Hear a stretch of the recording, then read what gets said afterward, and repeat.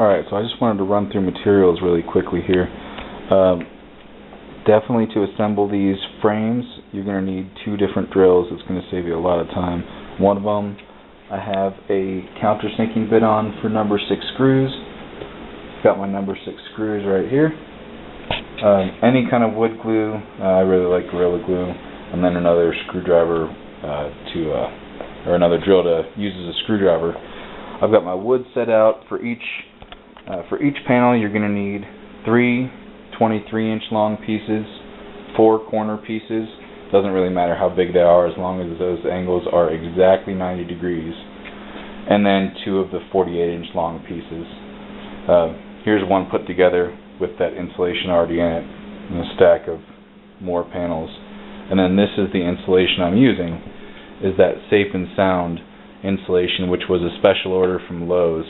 It's $50 for 8 of them, and they're 3 inches with the same properties as the Owens Corning 703s. The nice thing about this is it's not fiberglass; it's made out of stone. So you actually don't need all the protective equipment that you need for fiberglass. And the other added benefit of that is that you don't have to fabric over the back of your panel as well. So I just wanted to show another jig that I made for putting the wire on these guys for hanging them. As you can see here, this is the backs of all these panels here, just a stack of panels. And I've put eye hooks in the sides, each side, 1/4-inch rubber feet on the bottom to keep them a little bit away from the wall. And then this is the jig I was talking about, and it just fits around the outside of that frame, slides right over, fits pretty tight on it.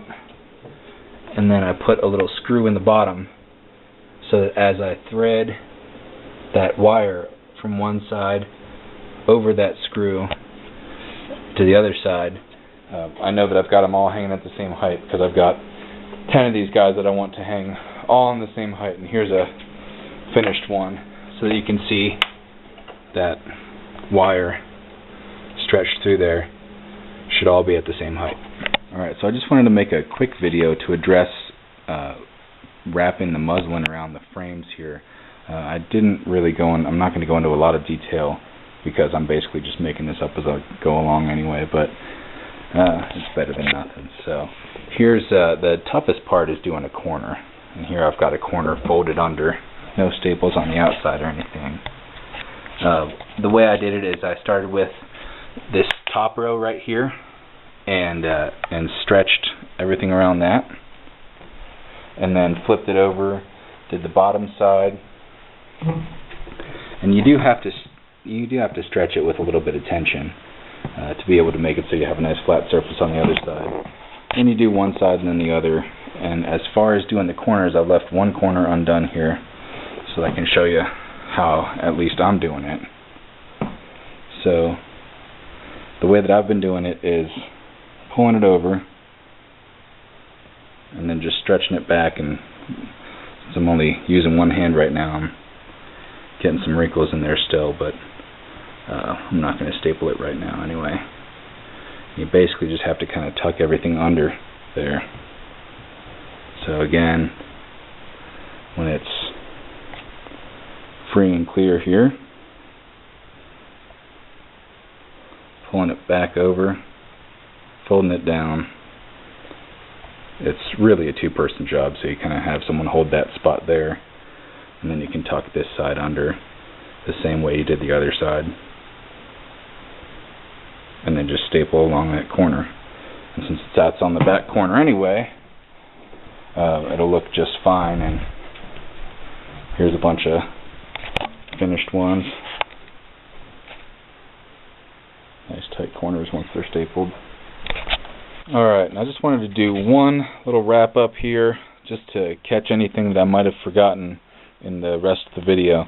So I have a frame here that I didn't use, just ended up being an extra frame, but I just wanted to show you the construction here, go over some of the measurements. All these pieces are cut at 3.5 inches wide. I mentioned that really quickly earlier, but I wanted to let you know 3.5 inches wide because the insulation I chose is 3 inches deep, So when I put these corner pieces on here, it made it 3 inches deep for the pocket in here.